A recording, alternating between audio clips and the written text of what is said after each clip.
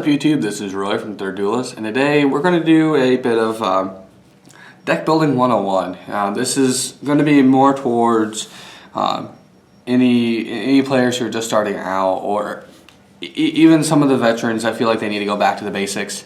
So if you want a more advanced deck building 101, I guess, Joey's going to be making one with some of his decks. So starting off with mine though, I went with the most linear one I have, which is Madolches. It's the easiest one to go through and just kind of explain how you go about building a deck, and using this as kind of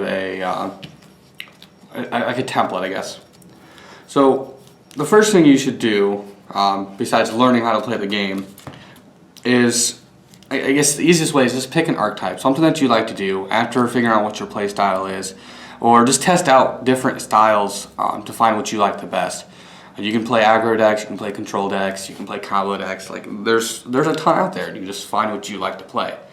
I like to play combo decks, and so most of my stuff is going to orient around combos, which I'm not going to explain too much of what the combos are, but once you find an archetype that you like, and for instance Madolches, you take a look at all the monsters they have to offer.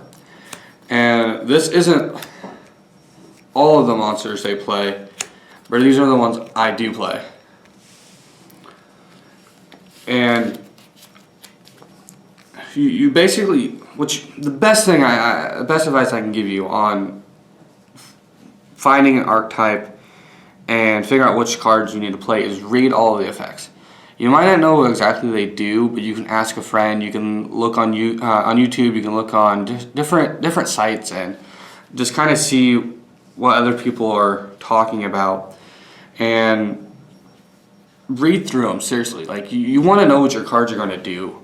And generally speaking, like for this one, you want stuff that can special summon pretty easily. And this one right here, Mew, the kitty cat, it special summons one from my hand when it's normal summoned. So it's pretty nice, because then I can summon out any of these or any of the other ones I don't play.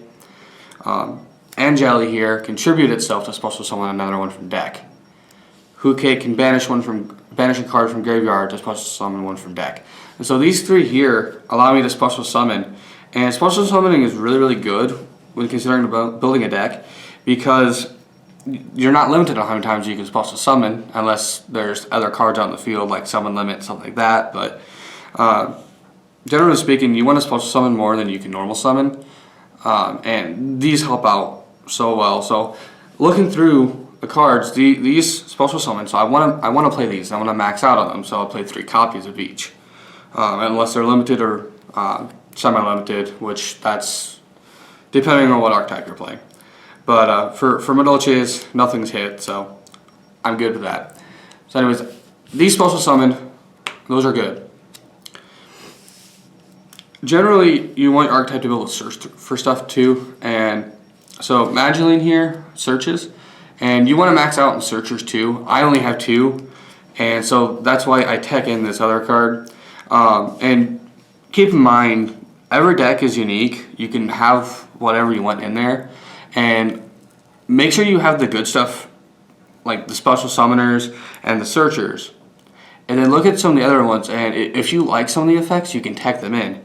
And this one here, under the field spell card that the deck runs, it has 2500 defense. And that's pretty big, and so it's really nice mid to late game to be able to set this, and not very much stuff can run over it. And when it's flipped face up, I can add one of my Madolche spells or traps from graveyard to hand. So this is really nice to recycle my deck, and that's what Madolches do. They like to recycle. So I like this as a tech choice, and if I had a third Magellan, I would probably take this out. But if you don't have max of what you need, you can look at some other stuff. But unless it's decent, like Marble Maids here is, you don't really want to run it. Like if it's just going to increase or decrease attack points, that's generally not really good. Because they don't really matter that much. If it's something affecting life points, it's usually always bad too, because life points don't matter unless they're 0, and that's something you should keep with you the entire time you're dueling. No matter whether you're a pro or just starting out with this, life points do not matter. Don't play a burn deck.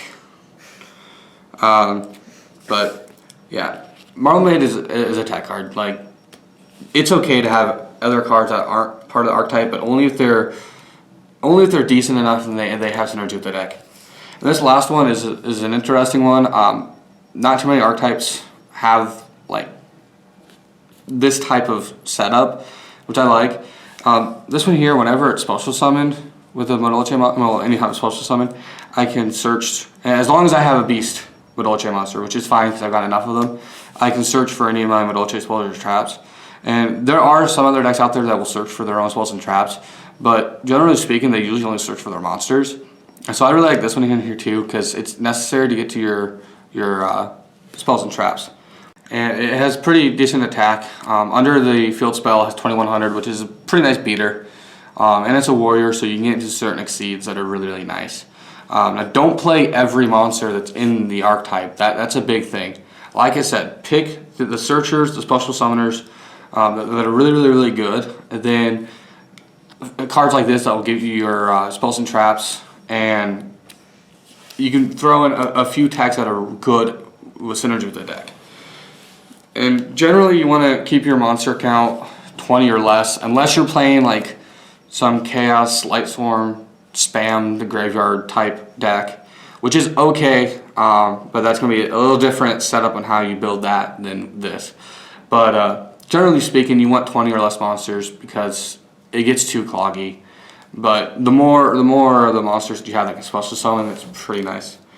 Now, going on to the spells, this archetype has two of its own spells, and that's Chateau and Ticket. And these are both searchable, and so I don't have to max out on these, and I don't like to because they're really cloggy. Now, also, keep in mind that not all of the spells and traps of the archetype are going to be good. These just happen to be good. Ticket here allows me to search each time one of my Madolche monsters is shuffled into the deck or returned to my hand from graveyard or field. Which is really nice. And Chateau is whenever a Madolche monster would be shuffled in, I can add it to my hand instead. When it's activated, all Madolche monsters in graveyard get shuffled into the deck. And when they're on the field, they all gain 500 attack and defense. So it's pretty nice. Both of these are really necessary for the deck.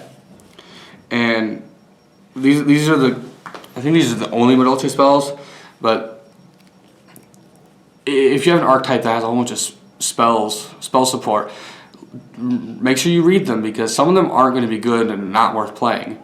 So again, don't play everything, but play what you need to play. And I like two of each because they are searchable and they are recyclable with the Exceeds monster, which we'll get into when we get to that. But so basically, you pick the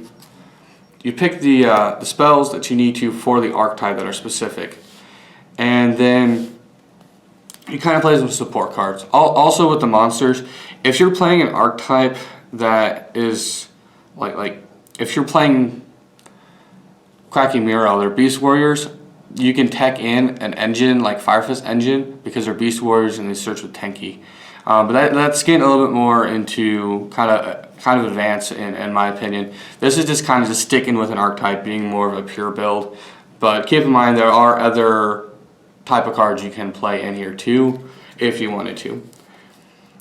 Now, MST here, you should always play at 3 unless it ever gets limited or banned, which I hope it never does because I love this thing. Back row is a terrible thing. Back row is your opponent's spells and traps, in case you don't know. There are cards out there that stop you from summoning, stop you from activating effects, stop you from having stuff in your graveyard. And you want to get rid of those things because certain archetypes rely on the graveyard, or they rely on being able to special summon and controlling more than one monster, stuff like that. So you need to be able to remove problem cards like that. And you also have to look into certain spells that do that too. There are other spells like Night Beam and Twister or something like that, but this one's the best one. And you should, in my opinion, you should always play this at 3. But back row destruction is what you need to do as well as you're looking at spells. And MST is the best one. And then if you look at some power cards too, basically general field destruction, any cards that are created power play, meaning you're going to be able to create an advantage or stop your opponent from having an advantage so that you can help win the game. And some of those cards are Raigeki, Dark Hole, Snatch Steal, and Mind Control. Raigeki is a better Dark Hole because it doesn't destroy your monsters. And Snatch Steal is a better Mind Control because you can keep it and it can attack and you can distribute it and do whatever you want to it. Now I play all 4 of these in Madolches because Madolches isn't a tier deck, and it helps to compete with certain decks. And while Field Destruction is terrible, or well, any destruction is kind of terrible, they do clear board, the Raigekis and the Dark Hole, and Snatch Steal and Mind Control are really nice because you can take whatever you need to get it out of the way. But basically, you look for some power spells. There are some others depending on your archetype, like Dimensional Fissure is a good one. Kaiser Coliseum is a good one. It just depends on what your archetype is, basically. So you just gotta look at different deck profiles on Yu-Gi-Oh on YouTube. You can look on some discussions on different sites. You can look for like a specific type of card you want on like Dev Pro or Dueling Network, and basically search through certain effect, and then look and see something that you think will go well with your deck, and then you can play that in there. But Raigeki and Snatch Steal you generally want to play in every deck, and then any other power cards you feel are necessary. Like if you're playing a machine deck, Limited Removal is a good one to play in there. It kind of just depends on what deck you're playing. And then after you get your spells picked, and generally spells for me are usually the biggest chunk in most decks because they're faster. Generally you're going to have more spells than anything else because they are faster and there's more power plays you can do with them. But traps are so important too. And for Madolches, they have their own trap, and the only good one in my opinion, and that's Madolche Palooza. It allows me to special summon any of them from my hand. So it's really, really nice, and it's searchable with Messengelito. So it's really, really nice in here. So look for the traps that are specific to your archetype, and then you're going to want to, again, read through them. Find what works well with your deck, like that you will feel is necessary. Again, don't play everything. That's going to be really, really bad. And I feel like this is the only one you need, and it is searchable, so I have that too. If your archetype can't search for your stuff, and it's a really good one, you generally want to max out on it if you can and if you need to. But then after that, it's based on your playstyle is how many traps you're going to run and what you need to do. And since I play more combo based, I get my stuff out in the field and then I got to protect it. And so I play decent enough traps while keeping that in mind. So first off, I have Trap Stun and Wiretap. I play 2 of each because I feel like that's necessary. And basically, Trap Stun will shut off the back row and just activate it and negates all trap effects for the turn. And Wiretap will negate and shuffle it into the opponent's deck. And it's a counter trap, so it gets around the warning, it gets around other wiretaps, gets around Stellar Nova Alpha, and like it gets around a decent amount of stuff. But for me, I need to shut off the back row because if they set 5 and you try to do something, unless you have these, chances are you're not going to be able to finish your play. So you also have to keep that in mind too. Once you've got the monsters disposed, you need to go through the power plays. You want to have enough traps to be able to defend your stuff and keep them live on the field and stop your opponent from activating their powerful traps. And so you don't need both Trap Stun and Wiretap. I just happen to have the room to play both, and I like both, and I feel like both are necessary for me in Madolches. But you should have at least 2 of one of these, or 1 of each, or in any combination, but you need at least 2 back row negators, in my opinion. But that is player preference too. If you don't feel like you need to shut off the back row, you don't need to. But basically, you want to be able to find stuff that will protect your monsters. Continuing on, there's Breakthrough Skill and Fiendish Chain. These negate monster effects, and monster effects are everywhere. As you're building your archetype, you're going to see some pretty decent monsters for your archetype. They're going to do some pretty good effects, like in Madolches, you have Angeli. It's a pretty broken card. It's really nice. And being able to stop effects are really nice. If you look at another archetype that you're playing against, they're going to be basically thinking the same way you are. They're going to want to get their stuff out and be able to protect it. And if they can get their effects off, it's going to be really bad for you. So you want to be able to stop those, and you want to keep that in mind. I like both in here, both Breakthrough and Fiendish. Breakthrough is far better because you can activate it, and then on your turn you can banish it from the graveyard, unless it was sent there that turn. So it's basically 2 effect negators, which is really nice. But I like Fiendish Chain too because then they also can't attack. And now if you had to choose between these two, generally speaking, you'd go for the Breakthrough. But in here, my monsters generally have low attack, other than Messenger and the Exceeds monster. So Fiendish Chain kind of shuts them off too. And just having four effect negators is pretty nice. 6 if you count the other effect of Breakthrough, which is still pretty good. So you want to be able to stop your opponent's effects from going through too. So you want to look through stuff for that too. And Breakthrough and Fiendish are the best options.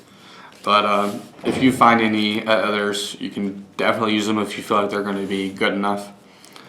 And then if you have the room, the last 4 traps you should play are the staples, and that is Solemn Warning, Bottomless Trap Hole, Torrential Tribute, and Compulsory Escape or Compulsory Evacuation. I don't remember what the full name of it is.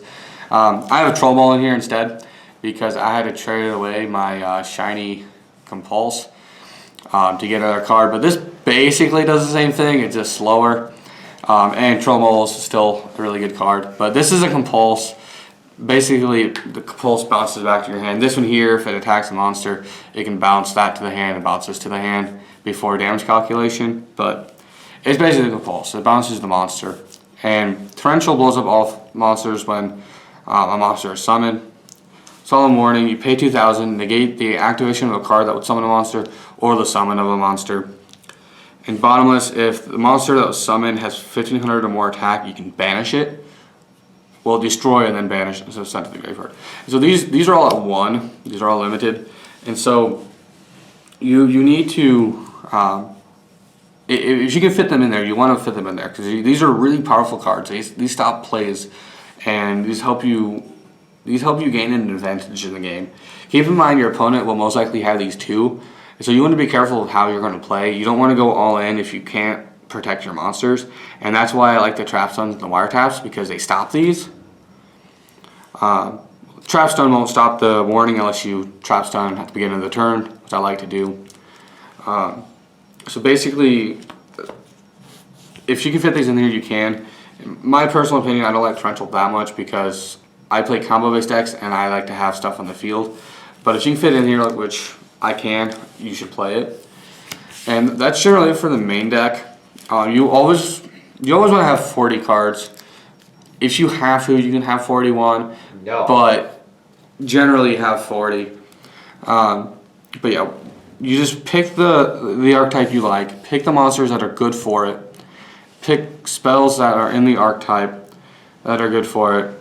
And then some power play cards as well. And then traps generally are going to protect your monsters and stop your opponent from going through.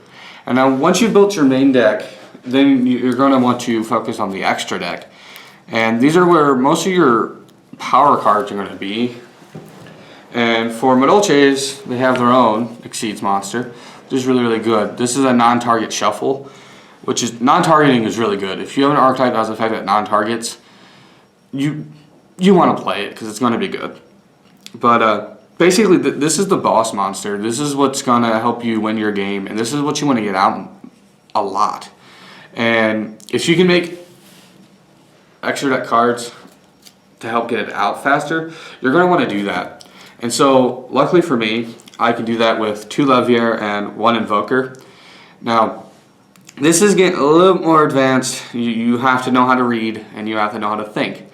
When you're reading through all the effects of your cards, kind of pay attention to what they all do. Like if you read one that says, when this card is normal summon, you can special summon one from your hand. And you read another one that says, when this card is special summon, you can add a Madolches Spell Trap from your deck to your hand.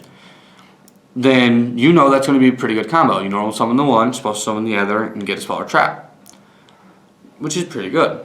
So basically you're going to read through, and once you know how to use your main deck monsters in a decent way, then you can look at some other extra deck cards that are going to be pretty nice. Now, as I mentioned earlier, for me, the Hoot Cake banishes the special summon from deck. So Leviair here will bring back that banished summon monster, or that banished monster and special summon it, which is really, really nice. And Invoker is another way to get into Tiramisu too, because I can bring out a level 4 warrior, which is the Messengelito, and without getting too much into like the actual combos, it's a great way because you're going to have 2 level 3s to make this, and then you're going to have a level 4 and make another level 4 with this effect, and then go into Tiramisu. And then Evoker is usually better and easier to use, but I like having both because they're different options to get into Tiramisu. So basically, you have your boss monster, and generally when I max out of them, I only play 2 because they are recyclable in this deck. Not all decks are like this, so keep that in mind. But generally, when I max out in the boss monster, at least 2. You never want to have 1 of your boss monster, and then you want to have support cards with that to help get them out.